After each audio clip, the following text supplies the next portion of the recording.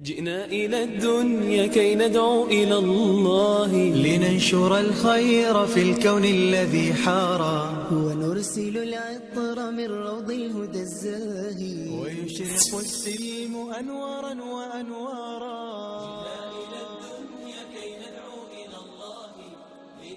آپ کے اندر کے سینے کا غم حسرات اور فلا تذهب نفسك علیہم حسرات، ان الفاظ میں جو اللہ نے اپنے محبوب کے سینے کا غم بیان کیا ہے، اللہ کی قسم کوئی زبان اس کا ترجمہ نہیں کر. قیامت کے دن جب دیکھے گا ہماری نافرمانیاں تو کہے گا یا رب ان قوم اتخذوا هذا القرآن مہجورا، اے میرے مولا یہی ہے میری وہ امت جس نے میرے قرآن کو چھوڑ دیا. میرے قرآن نے پکارا مسجد میں آؤ، انہوں نے مسجدوں کی راہیں چھوڑ دیں. مجھے بتاؤ یہ اتنا مجمع کہاں سے آ گیا ہے؟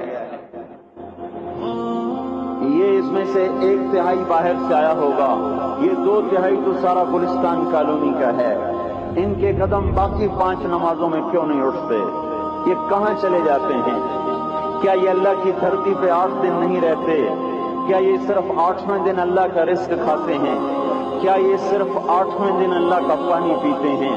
کیا یہ صرف 8ویں دن اللہ کی ہوا کے تن و تن اپنے پھیپھڑوں میں لے جاتے ہیں؟ کیا یہ صرف 8ویں دن اللہ کے دیے ہوئے نور سے دیکھتے ہیں؟ کیا یہ صرف 8ویں دن اپنے کانوں سے سنتے ہیں؟ کیا یہ صرف 8ویں دن اپنے جسم کی نعمتوں سے فائدہ اٹھاتے ہیں؟ کیا یہ صرف 8ویں دن سورج کی روشنی سے نفع اٹھاتے ہیں؟ کیا یہ صرف 8ویں دن تاروں کی جھلملاہٹ سے نفع اٹھاتے ہیں؟ کیا یہ صرف 8ویں دن اپنے بیوی بچوں کے ساتھ بیٹھتے ہیں؟ اس پتھر دل کو کیا ہوا؟ کیا نہیں اس کے دروازے پہ دستک پہنچتی؟ یہ کیوں ویران ہو گئے؟ ایسے تو پتھر بھی سخت نہیں.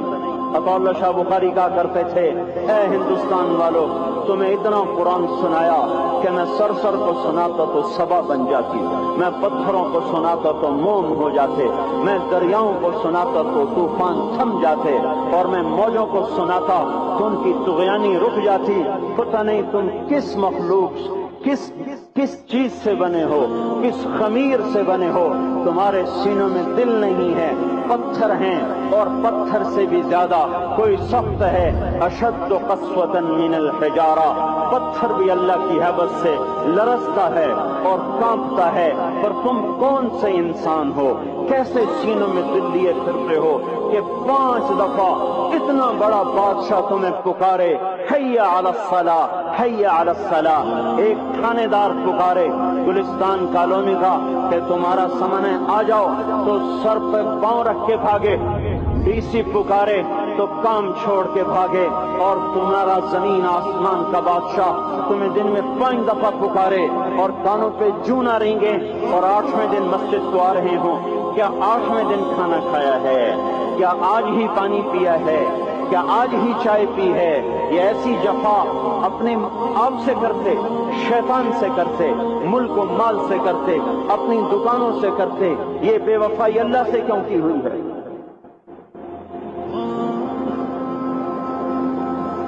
جس زمین پہ سجدہ نہ ادا ہو، اس سے بڑا بھی کوئی جرم ہے؟ زنا کرنے کو گناہ سمجھتے ہیں، نماز کا چھوڑ دینا زنا سے بڑا جرم ہے. رشوت کھانے کو گناہ سمجھتے ہیں، نماز کا چھوڑ دینا رشوت کھانے سے بڑا جرم ہے. قتل کرنا بڑا گناہ سمجھتے ہیں، نماز کا چھوڑ دینا قتل سے بڑا جرم ہے. سجدے ہی کا تو انکار کیا تھا شیطان نے کوئی زنا کیا تھا، کوئی قتل کیا تھا، کوئی شراب پی تھی، کوئی جوا کھیلا تھا، کیا کیا تھا؟ کوئی شرک کیا تھا. شیطان سجدے کا انکاری ہوا.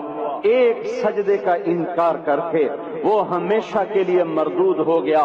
اس مسلمان کو ہوش نہیں ہے جو روزانہ دن میں 5 دفعہ 20 سجدوں کا انکار کیے بیٹھا ہوا ہے، اور پھر آرام سے روٹی کھاتا ہے، آرام سے چائے پیتا ہے، اور آرام سے کہے لگاتا ہے، اور آرام سے اخبار پڑھتا ہے، آرام سے بیوی کے پہلو میں لیٹتا ہے. ایک سجدے کا انکار ہو کر شیطان ہمیشہ کے لیے مردود ہوا.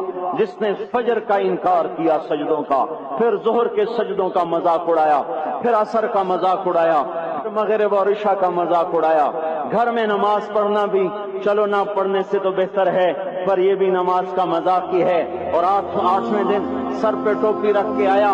8 دن جس نے اتنے سنتوں کا انکار کیا، وہ اس بات سے نہیں ڈرتا کہ کہیں اللہ اسے مردود نہ کر دے، تو کیا ہوگا اس دن جب جن بچوں کی خاطر یا جس نفس کی خاطر اللہ کے بغاوت کی کہ اٹھا نہیں جاتا، آیا نہیں جاتا، گرمی بڑی ہے، سردی بڑی ہے، اندھیرا بہت ہے، کیا قبر کے اندھیرے یاد نہیں ہیں؟ کیا قبر کی گرمی یاد نہیں ہے؟ کیا جہنم کی آگ بھول گئے؟ کیا جہنم کے عذاب بھول گئے؟ کیا جنت کی نعمتیں بھول گئے؟ وہ اللہ کا کلام بھول گئے؟ وہ اللہ کا دیدار بھول گئے؟ وہ اللہ سے ملاقات بھول گئے؟ وہ محبوب خدا کی محفل بھول گئے؟ یہ کیسا اسلام ہے؟ یہ کیسے پتھر دل ہیں جو کمانے میں تو ایسے مست ہوئے کہ ہوش نہیں، اور جب اللہ بلائے تو ایسے غافل ہو جائیں، نہ بوڑھے پر جوریں گے، نہ جوان کو ہوش آئے، نہ کسی عورت کو ہوش آئے، نہ کسی مرد کو ہوش آئے، نہ بازار بند ہوں۔ ارے میرے بھائیو، حکومت سے پیسہ بچانے کے لیے ہڑتالیں کی، 20 دن بازار نہ کھولے، نماز کے لیے اگر دکانیں بند کرتے تو آج اللہ تعالیٰ آپ کو ہر ظالم سے باہر نکال دیتا۔ کوئی ظالم نہ آپ کے مال پہ ہاتھ ڈالتا، نہ آپ کی عزت و آبرو پہ ہاتھ ڈالتا۔ دن دہاڑے ڈاکے پڑے، کیوں پڑے؟ کہ ہم باغی ہو گئے، ہم نے اللہ سے بغاوت کر دی۔ کیا جمعے کے دن صرف اللہ بلاتا ہے؟ یہ جمعے میں اتنے کیوں آتے ہیں اور باقی دنوں میں کیوں نہیں آتے؟ یہ کیسی وفا ہے؟ اور ایسا وفاؤں والا اللہ کہ زمین بولے اے اللہ اجازت دے میں گلستان کالونی کو نگل جاؤں، سمندر بولے مولا اجازت دے ہم چڑھ جائیں، فرشتے بولیں اے اللہ اجازت دے ہم انہیں ہلاک کر دیں، اور جس کے سجدے کا انکار ہوا پڑا، جس کا 8 بازاروں میں جس کی شریعت کا مذاق اڑایا جا رہا، وہ جس کوئی غیرت خود جوش میں آ رہی کہ یہ میرے بنے ہوئے گندے پانی کے بنے ہوئے نطفے سے بنے ہوئے میری غذا کھا کر، میرا رزق کھا کر، میری ہواؤں سے زندہ، میرے پانیوں سے زندہ، میری روٹی سے زندہ، میرے دیے ہوئے گوشت سے زندہ، میرے دیے ہوئے نظام سے زندہ، یہ میرے ہی منکر بن گئے۔ 1500 روپے کا ملازم آپ کو چائے کی پیالی نہ دے تو آپ کہتے چل چھٹی کر، ہم کوئی اور رکھیں گے۔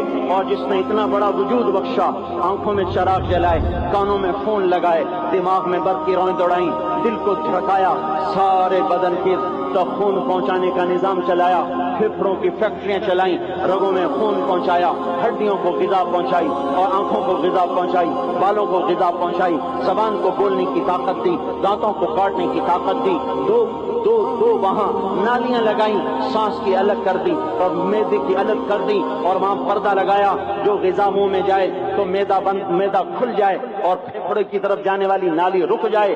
جو اللہ اتنی حفاظت کرے کہ آپ کا لقمہ آپ کے معدے میں جائے، وہ دو ہی تو یوں ساتھ ہیں بالکل یوں ایک ساتھ، اور وہ اللہ اتنی طاقت والا کہ سانس کی نالی بند کرے اور معدے کی نالی کا منہ کھولے اور غذا کو منہ میں سے گزار کر وہ معدے میں پہنچائے، پھر ایک زبردست طاقتور نظام چلائے، اس کو توڑ کے آنتوں میں پہنچائے، پھر کروڑوں قسم کی